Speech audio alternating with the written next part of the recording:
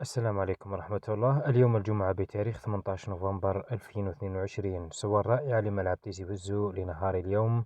العشب الطبيعي للملعب في أحسن أحواله، وعملية الأشغال في حافة الملعب متواصلة، وبالتحديد على مستوى قنوات تصريف مياه الأمطار عن أرضية الملعب، والبالوعات المائية للحفاظ على أرضية الميدان من تراكم الثلوج في الشتاء، والمياه على العشب الطبيعي لملعب تيزي وزو.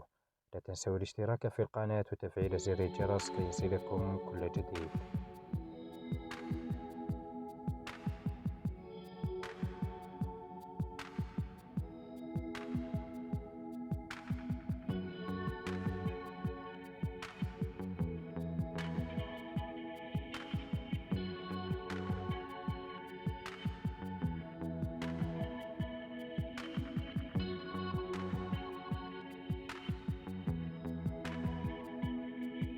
إن أعجبك الفيديو لا تنسى الإعجاب والاشتراك في القناة.